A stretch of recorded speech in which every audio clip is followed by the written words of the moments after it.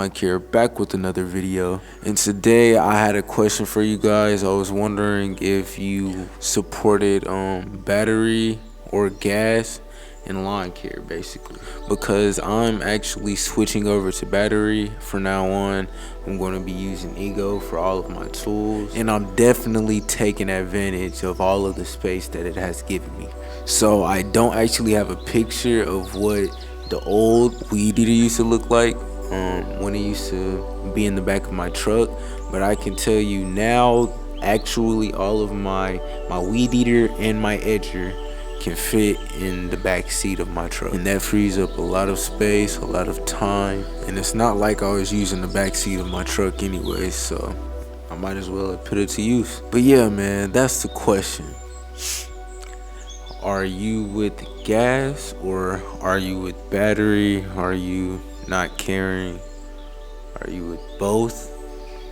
Comment it down below. But as we all know, both battery and gas has pros and cons. Like with battery, it's usually a low sound, but with gas, it's usually something very loud. Tired of paying for gas? Charge a battery. But if you're tired of charging a battery, then just go buy some gas. But it really doesn't matter, in my opinion, as long as you get something that works consistently and you're not having to go back home to charge a battery or get gas or go to Quick Trip to get gas or some shit.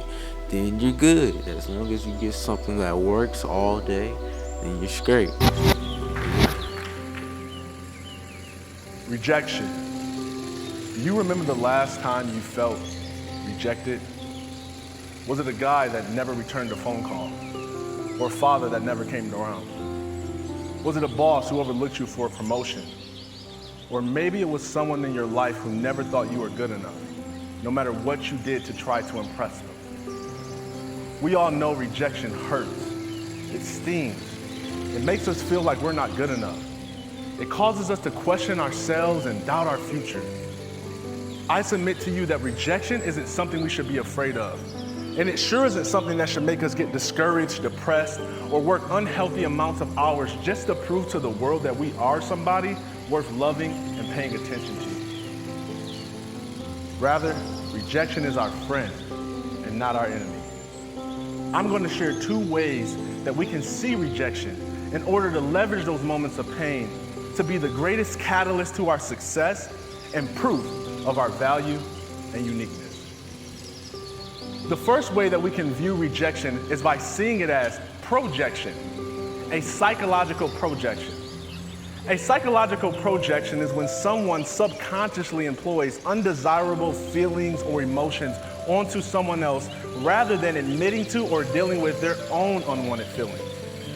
When we can see how the rejections we face may have more to do with another person's inward turmoil and not our own value, our lives will change. Rather than shrink back, get discouraged, or play it safe, we'll move forward in life with confidence and high esteem. One of my most painful moments of rejection happened when I was in the 3rd grade. I wanted to be popular, to be liked, to be loved, and to be respected. And thankfully I was. I was in an advanced learning class, which meant that I was one of 2 black students in an all-white class. And this wasn't a bad thing. I was known as the cool big black kid. They called me Goon. I was one of the smartest kids in the class. People cheated off my tests. They laughed at my jokes. Life was great. Until one day, as I was returning back to class from a bathroom break, I noticed a group of black students circled together, laughing hysterically.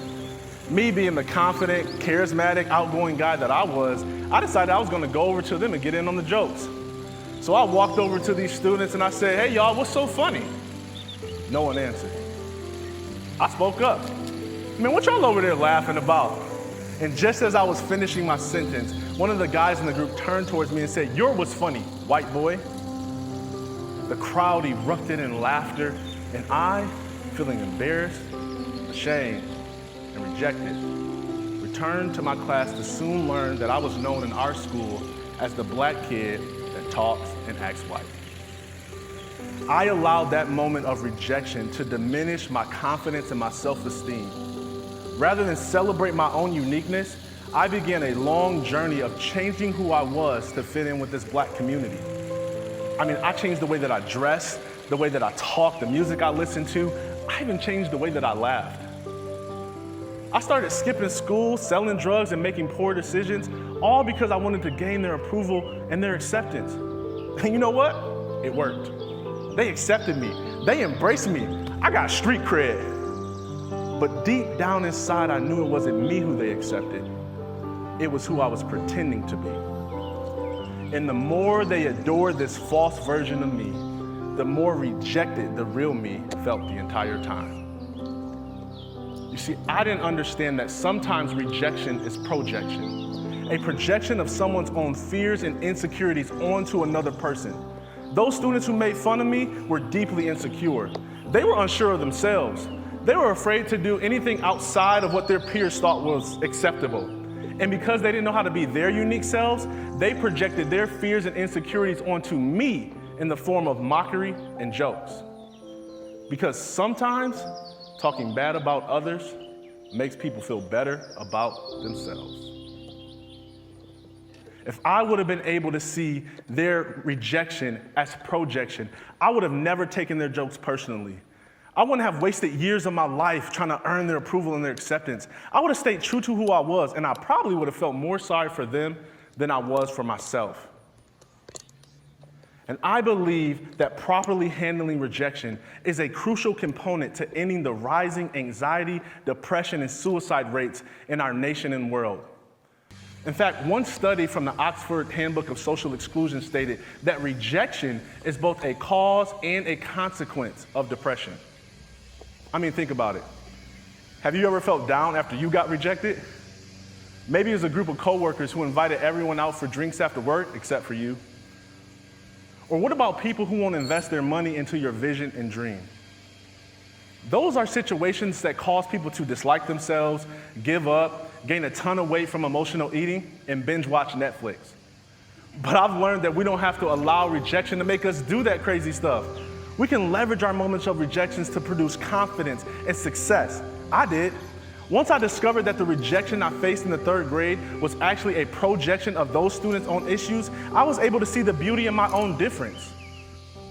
Honestly, they had something right about me.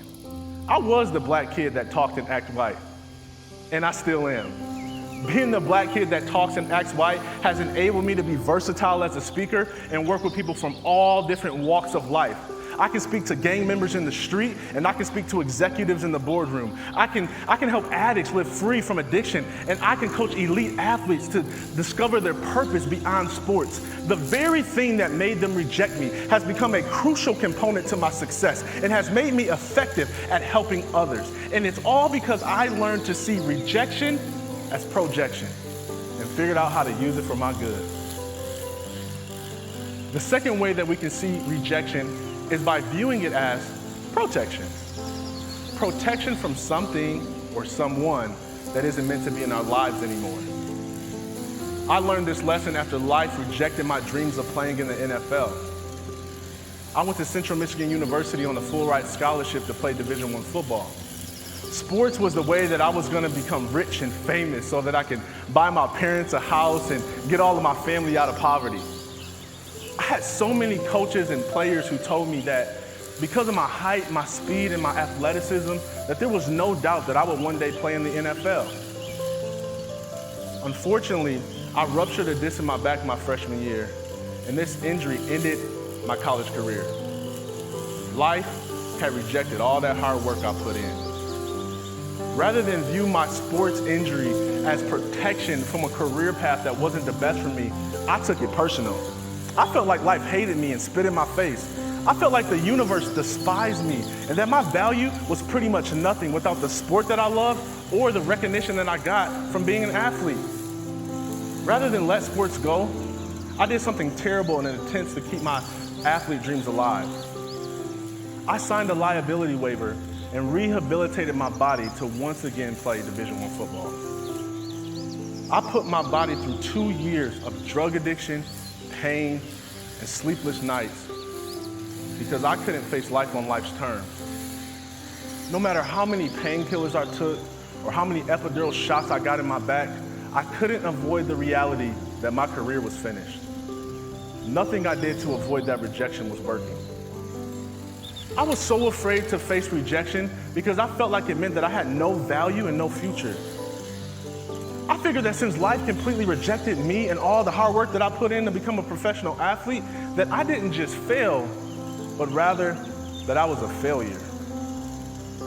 This belief that I was a failure drove me into one of the darkest depressions of my life. I became suicidal because I thought it would be better to end my life than to deal with another painful moment of rejection. And so I would swallow whole bottles of pills in hopes that I wouldn't wake up the next day. I would get drunk and take a bunch of drugs and get in the car and drive, hoping that a car accident would end it all. It got so bad that I tried to starve myself, and I went from 275 pounds to 219 pounds in 4 weeks. It's all because I didn't understand how to handle rejection. All these attempts at suicide landed me in the psychiatric unit in Detroit, Michigan. And it was there that I had a life-changing experience that gave me hope and purpose and helped me to believe that maybe the rejection I was experiencing was protection from a future that wasn't the best for me. And that maybe there was a career and a life out there for me that was far better than what I had envisioned. So I spent the next few years researching everything I could find on purpose and meaning. I read books, I took online courses, I interviewed people, I prayed, I meditated, I even watched a bunch of TEDx talks. I started to develop new skills and explore new interests. You know what? Over time, I built a life that I loved and even enjoyed more than my life as an athlete. And I would have never been able to do that if it wasn't for life completely rejecting, or should I say, protecting me from becoming a professional athlete. And I believe that the world needs to have the same perspective shift that I had when I was in the psychiatric unit. Rather than internalize rejection to mean that we're less valuable or that our future is unsure, we should view it as protection from something or someone that isn't meant to be in our lives anymore.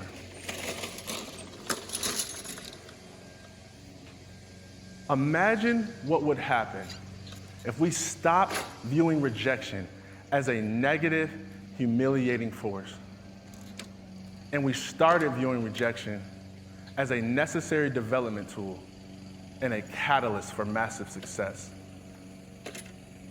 When I look at people who I admire that have been highly successful in life, I can't help but to notice how they've overcome rejections they face. It causes me to wonder if they would have ever become who they were if it wasn't for how they leveraged their moments of rejection. I mean, I wonder if Martin Luther King Jr. would have ever become a great leader if it wasn't for the rejection he experienced from his message and his mission. I wonder if Michael Jordan would have ever developed the drive to become one of the greatest basketball players of all time if it wasn't for being rejected by his coach in high school. I wonder if Apple would be one of the largest tech companies in the world if it wasn't for Steve Jobs being rejected by his own company. More importantly though, I wonder what your life would look like if you went back to your moments of rejection and rather than cry, get angry, or bitter, you analyze those moments and reframe them as protection or projection. I wonder if buried beneath your pain and unfortunate circumstances is treasure that you could cash in. I wonder if you find keys that will unlock new paths in life that are far beyond what you can think or imagine. I wonder if the next level of your success is locked beneath your most painful moment of rejection. I started by asking you, when was the last time you felt rejected? Was it a boss, an ex-spouse, a parent, a friend, or just bad luck? And I'll end by asking you, what are you going to do with it? Thank you. You've been awesome. How much of what people experience when it comes to the word depression, how much of it is their life going bad, tragedy, poor health? bad job choices? How much of it is some sort of a weird genetic thing? How much, I mean, there's so many variables as to what causes depression, but such a giant number of people suffer from depression. Well, I think it only, if I'm being honest, I think it's going to get worse. You know, like you look at the way we live, and the closer and closer, you've spoken about that. We're just talking about fucking New York. We're not meant to be that confined. We're not meant to sit out, like, we're withheld from the fucking sun right now. Yeah. So many of these things communicate with our bodies. I'm working with a genetic specialist, Ryan Frissinger. He was on Chris Ryan's show. Sunlight influences 500 on-off switches on our epigenetic level. For the good, unless you fucking overdo it, right? 500 plus on-off switches in our DNA are affected by sunlight positively, right? I mean, that's why they look at vitamin D3. Take that for example. They're calling that a hormone now, not a fucking vitamin. Really? 'Cause it's a messenger. That's how much it influences in the body. Incredibly important. So when you think about all these things like being barefoot, being connected to the earth, going in the fucking ocean, science will catch up in certain ways. But we get fixated on the thing. We get fixated on our phones, on whatever TV is going on. We're closed off from other people. We think, communicating through Facebook is the same as being fucking face to face. It's not. And the more we head that direction, and we're putting, as you put it, putting fucking shit food in our body for mouth pleasure, that influences the brain, right? 80 to 90% of all of our neurotransmitters are made by the bacteria in our gut. So you think the shit meal is just going to put on 5 pounds. It's not. It might put on 5 pounds, but it's going to fuck your brain up for a while. You make you a little bit more emotional. Fuck with your sharpness, your memory recall. All that's impacted. Sleep's impacted. I wish Michael Walker talked a bit more about that. I just don't think it's in his wheelhouse. I don't think it is. He's just a guy who studies sleep and the effects on it. But fuck, was that illuminating, eye-opening. That podcast was so important to me. It was fucking fantastic. I think his book is really good, but as far as like dialing in sleep, it's more of this is what happens when you don't sleep. Mm-hmm. Sleep, the book Sleep by Nick Littlehales is probably my favorite because that gives you it's a fucking how-to guide on how to maximize sleep. And when you were younger, lack of sleep didn't affect you the way it affects you now, right? Correct. Yeah. Everything he talks about, like with that shift that you have, that happens in adolescence where you become a night owl. Mm-hmm. No doubt. And I probably still could stay out a little bit later until having a kid, and then that's your immediate reset. Yeah. Bitch, you're getting up when the sun comes up. Yeah. Be prepared, sir. Get ready. Yeah, it's there's so many different factors that lead to a healthy body, but how much of a healthy body leads to a happy mind? That's where it gets, like, you can't blame some of these people that are suffering from like a disease. Some of these people that have like something wrong with the way their brain is producing these happy hormones. Yeah, I don't think you can say it's just this one thing. Like, well, if you just ate clean, or if you just went keto, or you just ate paleo, then you wouldn't have depression. I don't think that's it at all. But certainly that's a factor. It certainly could be a factor. Being in nature, sure. being in nature is a factor. Mm-hmm. And unpacking trauma. Gabor Mate says at the heart of all fucking addiction is some form of trauma. Yeah, I'm sure. Completely makes sense. Yeah, his theories on that are fascinating. I never thought about it that way. That some form of trauma during your developmental stage has led you to like seek out this weird, crazy feeling and experience. When you have you known many people that have had like serious addictions, like meth or? Oh yeah. Without naming names, people very close to me, family members, been addicted to meth. Lost a cousin to pills. I've been going to AA, not for me, for a family member since I was 3 years old. So I've seen that. What is that trauma based? Is like everything, because don't pills just kind of get everybody? Yeah, pills can get everybody. There's no doubt about that. Unless you wean yourself off, you have like real issues. There was some trauma there in all of those circumstances, and I'm not saying pills can fucking grab you. There's no doubt, but certainly with the meth and the alcohol, which was other things, no doubt there was trauma there. Yeah, I've known of quite a few people that got fucked up on pills after operations or injuries or stuff like that. But I know quite a few of them that kicked it. that just realized it was happening. When whoa down, like Schaub's talked about it quite a bit. When he fought Crow Cop, his nose was destroyed, so they had to rebuild his nose, and he started taking pain pills. And he said after a while, he's just taking them every day just because he just wanted to take them. And then his friends came over and cleaned out his medicine cabinet. I'm like, cut the shit, dude. It's 4 months later, you're still taking these things all day long. You can't do that anymore. And he's like, whoa. He said he almost didn't even realize he was doing it. It just kind of caught a hold of him. Yeah, shit becomes habit, especially when it's that euphoric. Right? Now, Must be amazing. I decided to become a referee for 2 other reasons. 1, to stay in good shape. 2, because I wanted to learn how not to take things personally.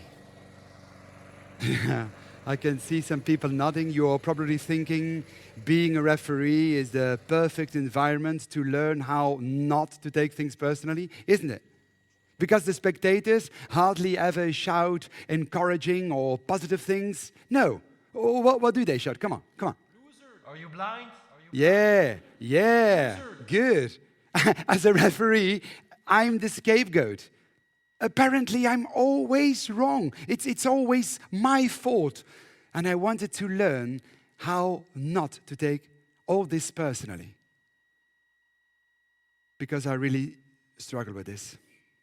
For example, when I drive slowly because I'm trying to find a specific location and somebody is just driving behind me, I feel hunted, especially when they start honking and flashing their headlights.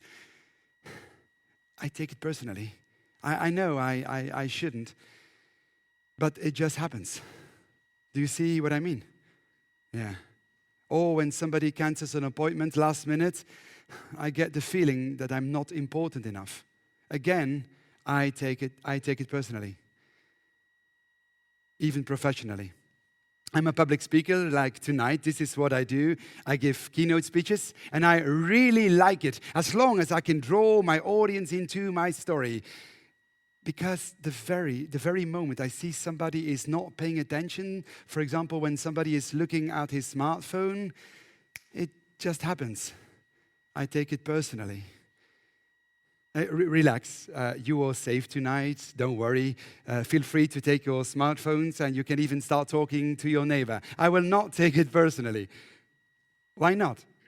Because now, here and now, I'm very conscious that this can happen. And more importantly, I have a strategy to deal with it. So tonight, I would like to share